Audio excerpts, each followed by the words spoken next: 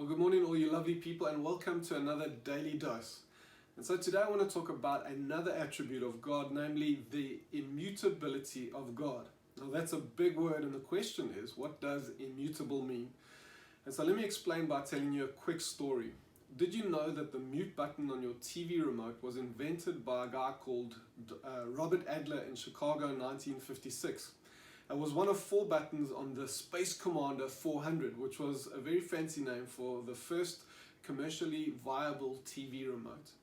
Now, we all know the mute button can change the sound of the TV from on to off or off to on, but the term mute, which has become synonymous with TV remotes, was actually cannibalized from the broader term mutable. And for something to be mutable means that it is capable or tending to change in form or quality or nature. In other words, it can change. And so as human beings, we are mutable. We grow from young to old, from small to big. We change from being, hopefully, we change from being immature and foolish to mature and wise. And hopefully we can change from supporting United to supporting Liverpool. But God, on the other hand, is not mutable but immutable, which means that God is not subject to change or variation in form or quality or nature. And so to say that God is immutable is to say that he never develops, never grows, never changes, never evolves, never varies, and never differs from himself. We might say God then is the same yesterday, today, and tomorrow. The concept of God growing or developing is simply not found in Scripture. Malachi 3:6 says this: God comes and declares, "For I, the Lord, do not change." James 1:17 says, "Every good gift and perfect gift is from above, coming down from the Father of lights, in whom there is no variation or shadow due to change." And so God just does not change.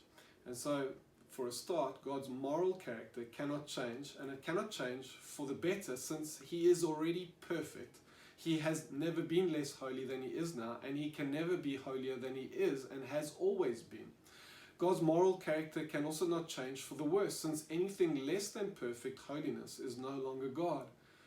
And so, on top of that, God's essence can also not change, since there was never a time he was not, and there will never come a time when he shall cease to be.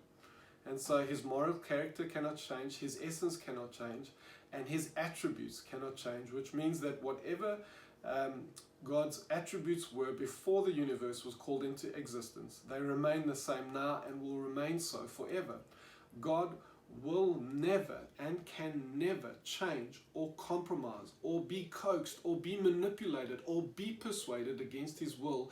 God simply cannot change, which means that if we are unable to find God, listen to this carefully, which means if we are incapable of finding God or finding peace with God or communing with God or pleasing God, then something needs to change, right? But the immutability of God tells us that God cannot change, which means the responsibility for change is in fact on us. The immutability or the unchangingness of God is most striking when we view it against the mutability or the changingness of mankind, of us.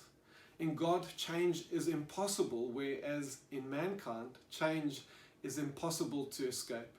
Neither mankind nor the world lives in a fixed state. We're all constantly in flux and in constant change.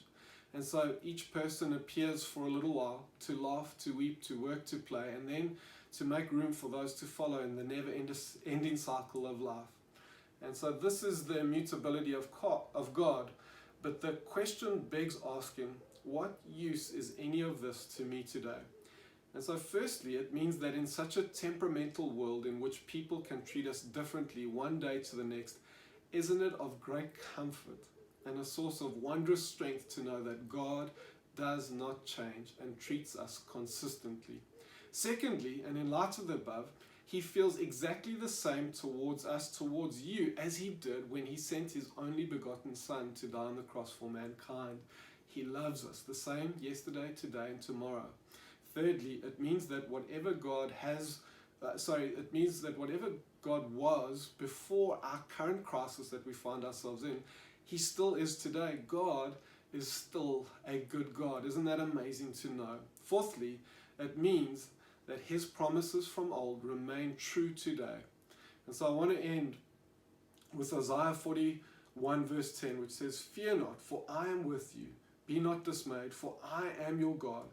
I will strengthen you, and I will help you. I will uphold you with my righteous right hand." And so there is a promise from God that we need to hold on to and know that His word is consistent, and if He said that back then, it's true of Him today. God bless you. Have a wonderful day. Thanks for watching.